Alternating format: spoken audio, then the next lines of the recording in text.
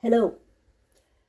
Yesterday, I had a video post that talked about how to move through blocks. This post is a continuation of that post, so I highly recommend that you listen to that first post if you haven't already listened to it.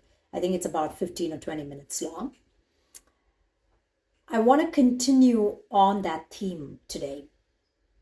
Now, anytime we encounter blocks, we're also going to see checkpoints along our path of growth. So these blocks are basically checkpoints where we are going to make a conscious decision as to whether we should move forward in one direction or another. So let me give you a concrete example. We might have been in a relationship or several relationships where we were challenged by the other person in many ways. And so we might have arrived upon a desire where we say, I will no longer enter a relationship in which there is no mutual exchange. Now, when that happens, the universe will challenge you. How may that challenge arrive? So, for example, you may go through a phase where you don't have any partnerships in your life. And so when this happens, what is going to surface from within is perhaps a part of you that feels really lonely, or a part that feels very alone on the inside. And so the universe is going to ask you to look at this part, because this is the part that is resisting the experience of expansion. And the experience of expansion in this case could be something like, I have this aspect of me where I've always used relationships as a way to avoid facing my own loneliness or aloneness.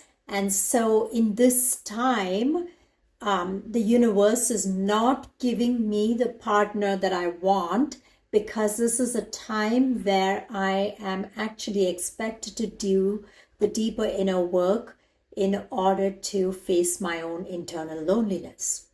So there may be a period of time where your deeper resistance to your own loneliness comes up. Your deeper anxiety to your loneliness comes up, and it asks to be healed. So during this time, you're going to feel challenged. Now, you have a choice. If you are presented with an option to be in a relationship during this time, you can choose to go back to an older way of doing things, or you can choose to pause any relationship and get aligned to the relationship that you truly want in your life. So when we are challenged like this, we can choose either way. There's no right or wrong answer in this situation. And a lot of people will tell you that one path is a path to fear and one path is a path to love. What I'm going to tell you is that love exists in all experiences. Okay? Because when you truly look at the experience of going back to a situation where you feel less alone, let's say, that's still you trying to love yourself. So I don't want you to perceive that experience as an experience where love does not exist. Love is the only thing that is the reality of all existence, all experiences. Instead, what you want to focus on is your desire within yourself. So make a distinction between love and desire. Okay? If your desire for a partnership is a different partnership is what is alive in you, then you want to focus on that different partnership instead of focusing on the previous way of being in partnership. So this is where your focus, attention, your energy needs to be directed if you want to manifest that which you seek. But that has nothing to do with love. Okay? You may be moving toward a grander love within yourself, but that doesn't mean that love does not exist in the previous experience or another choice. So what I want you to get finely tuned into is to look at where your self-critical voice starts to come up. And along these checkpoints, instead of seeing yourself as a failure, I want you to look at what else did you learn from that experience of you not taking the expansion. How, in other words, what did you learn and how did you respond to staying in the experience? Because sometimes when we keep ourselves in a certain type of limited experience, the universe will start pushing on us for growth and expansion. And it's like this energy keeps contracting within us, and it keeps contracting and contracting and contracting until it just opens up within us. There's nothing wrong with that. I just want you to get in the habit of not blaming yourself for doing something like that. However, if you are able to move through that resistance, then you're going to be on a faster route to expansion.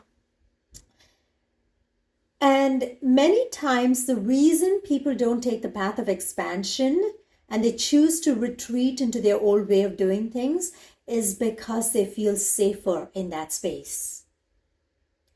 So it's up to you to recognize what your needs are for expansion and surround yourself with people and situations and circumstances that will allow you to serve those needs so that you can go on the path of expansion without criticism, self-criticism, and without feeling like you are being so challenged that you don't have any support mechanisms to help you in that process.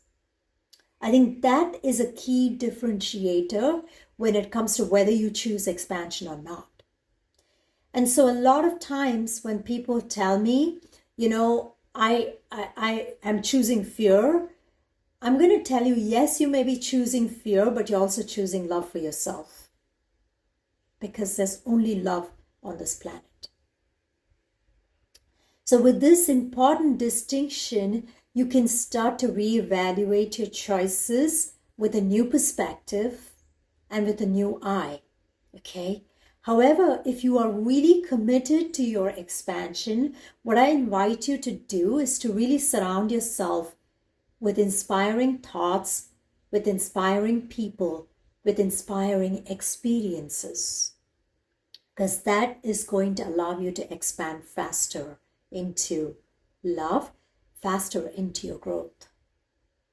So again, just to summarize, don't fault yourself for choosing an experience which may not yield the results you're looking for, but instead look at why you're making those choices and instead decide to surround yourself with inspiration so that you can feel supported as you move through those expansions, as you move through those checkpoints along the way, which are requiring you to expand. When you do it this way, it starts to make more sense. It starts to flow a little bit easier. And it also starts to bring ease into your life.